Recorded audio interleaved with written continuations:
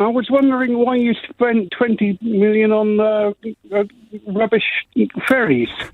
This is a story about the Woolwich ferries being plagued with continuous technical problems, which have even, I think, prompted some staff to go on strike, as reported this very morning by LBC's Rachel Venables. Fred, you're right, the ferries aren't good enough. And so the ferries were supposed to be good enough, and they haven't been good enough. There's been all sorts of problems. I don't want to call them teething problems because that trivialises the problems they've been.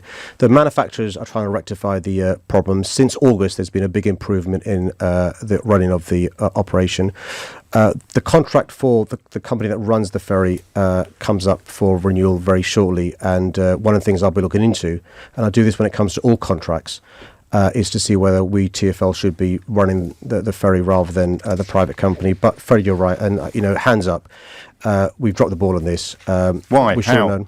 I think what happened was the ferries, when they were ordered, they're first of its kind. They're energy efficient. They're hybrid. But there's been all sorts of, what in my view, are basic problems in relation to where they log onto one side of the river versus the other, mechanical problems. And Fred, TfL, we've got to put our hands up and say these problems should have been sorted out in the factory, not in the River Thames. Thousands of people have been inconvenienced. You mentioned the staff, James. The staff I care about, of course, but I care as much about those who've been inconvenienced. And Fred, we think we've turned the corner. TfL have got a top team of engineers working on this. And can I just also apologise to all those affected by this who've had a huge disruption. And hopefully, Fred, we've turned the corner on this. How bad is it, Fred?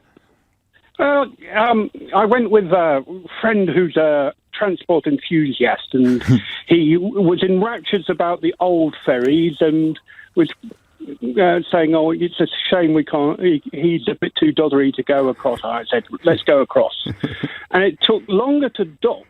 Yeah, that's the problem. Than it did to cross the river. About double the time. Fred, when did you go on it? When was it? How recently? It was. At the beginning of the summer. Yeah. That makes sense. That makes sense, Fred. Okay.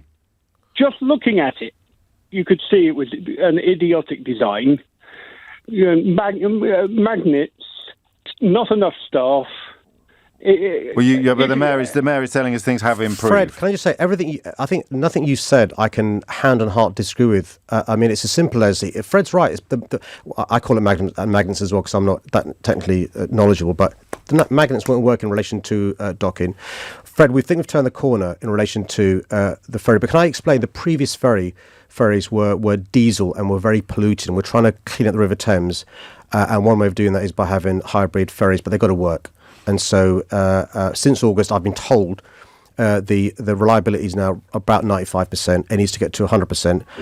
But the staff work incredibly hard, and the users have received a poor service, and I apologise.